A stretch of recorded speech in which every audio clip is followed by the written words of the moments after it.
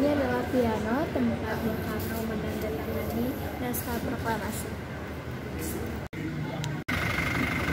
Hari ini kita akan kunjungan ke Museum Perumusan Naskah Proklamasi yang ada di Jalan Imam Bonjol, Menteng. Akan ada pameran memori antik. Akan ada apa saja di sana? Mari kita saksikan.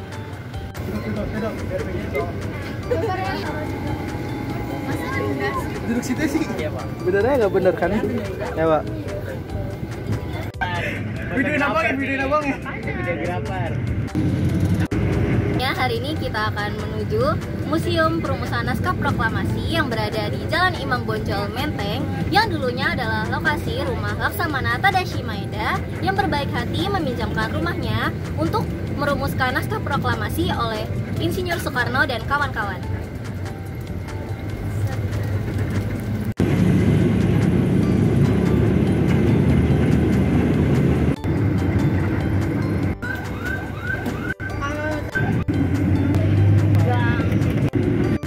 Tempatnya, Pak.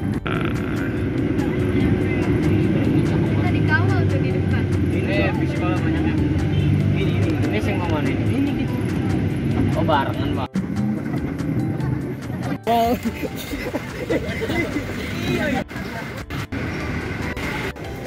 Proklamasi. Jadi sekarang itu kita selama 1 bulan ya, sudah dimulai dari tanggal 14 November sampai 14 Desember nanti, kita sedang melaksanakan pameran memori antik tokoh proklamasi. Pamerannya itu ada di lantai atas, di lantai 2. Nah, makanya lantai 2-nya kita gunakan sebagai ruang pameran temporer. Jadi kalau yang harus teman-teman ketahui ketika nanti Hari ini kita ada di Museum Perumusan Naskah Proklamasi. yang pertama Menempati lokasi yang dulunya adalah rumahnya Laksamana Tadashi Maeda, tempat Bung Karno dan kawan-kawan merumuskan naskah proklamasi. Akan ada pameran memori antik di museum ini. Mari kita lihat. Ini museum perumahan oleh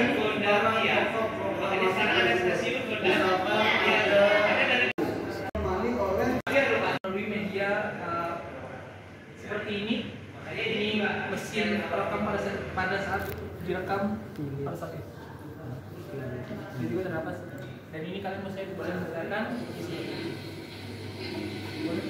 yaitu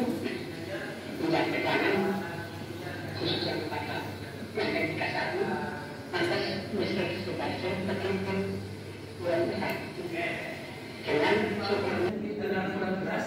Jadi karena namanya keras dibuatkan buku untuk mengartikan istri yang pada saat itu hidup disuruh membuat dari milik dari Bapak Johannes Sabtu Hari yang bukan tanggal 17 Agustus 1945 di Universitas dari manajemen tersebut. Ada izinkan selama 30 tahun dan disimpan 30 tahun itu lebih.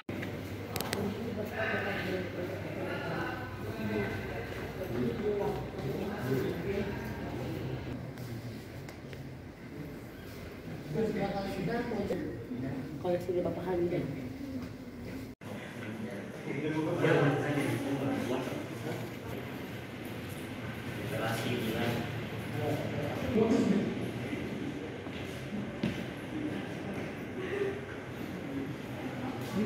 Hal ini.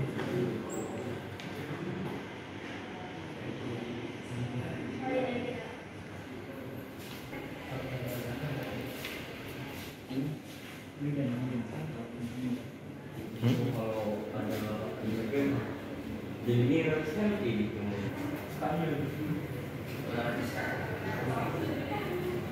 Bapak Hamida, Bapak beliau ini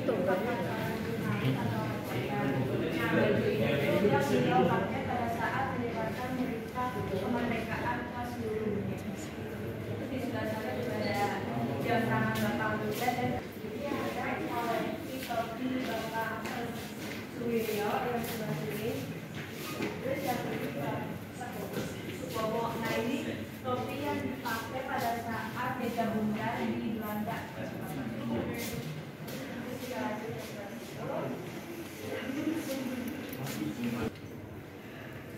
Kalau yang sebelah sana itu baju itu milik Bapak Bujang.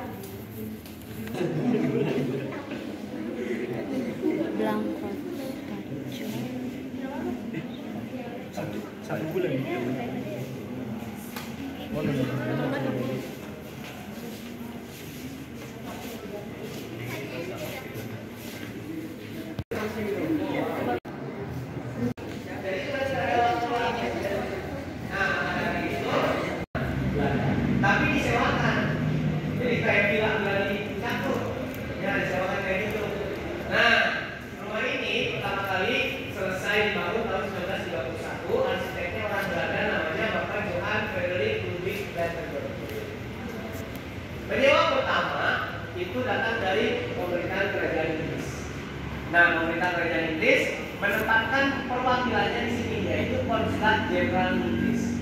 Konsulat Jenderal itu sekarang namanya jadi duta besar. Kalau dulu namanya Konsulat Jenderal. Ya. Nah, Konsulat Jenderal ini tinggal di sini 11 tahun dari tahun 1931 sampai yang saat itu merupakan sekutu Belanda. Akhirnya harus ikut angkat kaki dari Indonesia, dari tempat ini. Rumah ini dikuasai oleh pemerintah Jepang dan diberikan kepada salah satu perwira tinggi Angkatan Laut Jepang, yaitu Laksamana Muda Tadashi Maeda. Bapak Maeda tinggal di sini ketika Jepang menjajah Indonesia dari tahun 1942 sampai 1945. Dan ketika ditempati oleh Bapak Maeda itulah rumah ini menjadi tempat perumusan naskah proklamasi. Tepatnya pada tanggal 16 Agustus tahun 1945.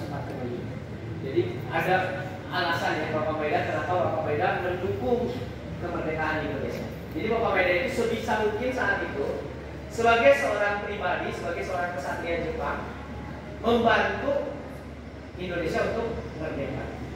Salah satunya adalah dengan meminjamkan rumahnya. Ya.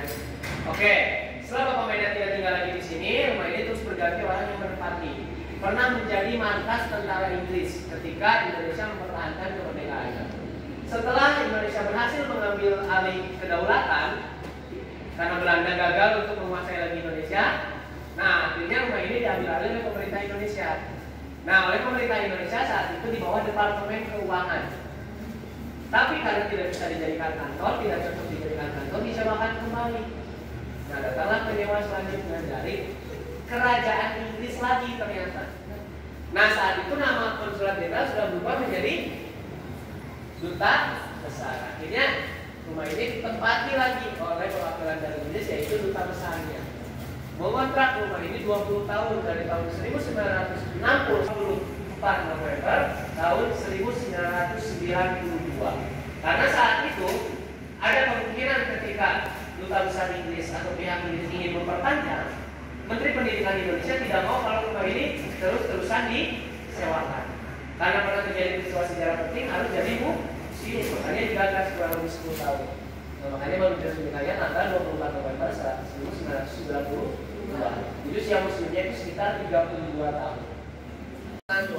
Dapur dan sebagainya. Nah, ini ruang tamunya, di mana di ruang tamu ini pertama kali Bapak Maeda menerima 3 orang tokoh yang akan merumuskan naskah proklamasi. Siapa aja? Insinyur Soekarno, Muhammad Hatta dan Ahmad Subarjo. Betul. Nah, sekarang kita namakan ruangan pertama ini adalah ruang pertemuan dengan Maeda. Jadi ada 4 ruangan ya di lantai 1 itu. Ruangan pertamanya adalah ruang pertemuan dengan Maeda. Bapak Maeda menyambut baik ya. Silakan dengan senang hati. Saya mengizinkan rumah saya di sana. Silakan Bapak datang ke rumah saya dan saya akan jamin keamanan dan keselamatan tokoh-tokoh semua. Tidak mau Bapak Maeda tidak bisa memberikan keputusan terkait janji kemerdekaan yang sudah diberikan oleh Jepang. Karena yang bisa menentukan Indonesia jadi diberikan kemerdekaan atau tidak itu adalah pimpinan militer tertinggi yang ada di Bunseikan. Bunseikan itu sekarang Istana Negara. Nah, makanya Bung Karno kesana dulu nanya dulu. Bayang Jenderal Nishimura akhirnya tidak jadi atau menolak memberikan kemerdekaan atas instruksi dari Tokyo, Jepang, dari Kaisar. Akhirnya balik lagi ke sini dan secara resmi meminjam rumah Bapak Maedanya tidak ikut campur dalam perumusan. Dia hanya meminjamkan rumahnya saja dan sebisa mungkin membantu apapun keperluan yang dibutuhkan oleh tokoh-tokoh Indonesia.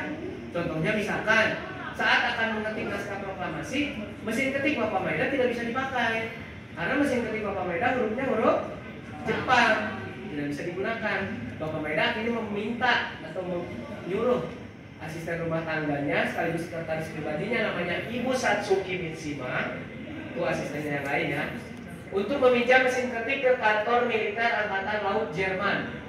Nah, minjam ke sana, yang hurufnya huruf Latin alfabet, dibawa ke sini, dipakai mengetik, setelah dipakai mengetik dikembalikan.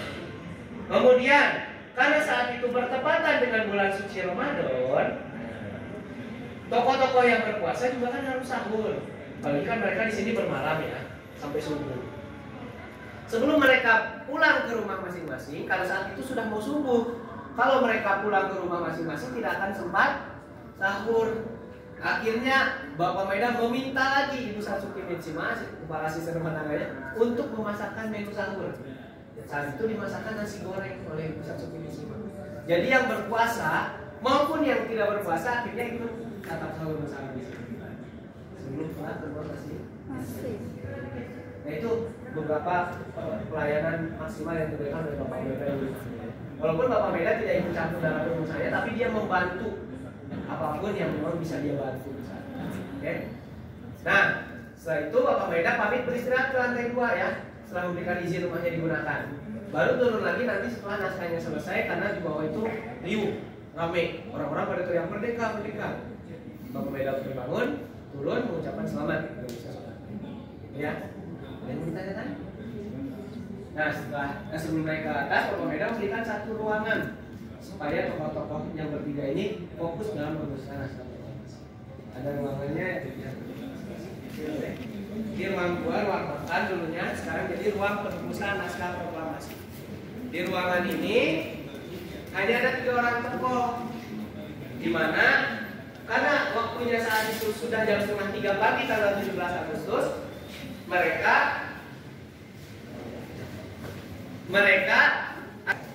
sehingga diskusi yang ketika mereka berdebat itu harus sama Soeharto. Paragraf 2 satu kalimat ini usulan dari siapa satu lagi yang memikirkan ide orang ini. Yo, siapa yo? Usulan 1 dari Bapak Ahmad Soeharto, usulan 2 ini paragraf 2 usulan dari Muhammad Atta. Iya, Muhammad. Nah, dalam naskah proklamasi itu terdapat banyak coretan. Ini menandakan kalau mereka itu benar-benar berdiskusi, berdebat, menentukan kata dan istilah. Dicoret lagi. Dipilih kata pemindahan, kata yang paling netral dan paling aman saat itu digunakan. Satu lagi adalah kata diusahakan, dicoret karena kata diusahakan itu konotasinya mengarah kepada sesuatu hal yang belum pasti. Ya kan? Iya. Nah, sementara kemerdekaan itu pasti dan harus terjadi, bahkan tidak ada waktu lagi kan, sudah sangat mepet waktu itu. Makanya digunakanlah kata disegera. Nah, dalam naskah tulisan tangan Insinyur Soekarno maupun naskah ketikan Bapak Saifunelik ada yang Soekarno dibacakan secara perlahan supaya tidak ada salah persepsi. Setelah dibacakan sampai selesai, semuanya setuju. Tapi muncul satu permasalahan. Siapa yang harus menandatangani naskah tersebut?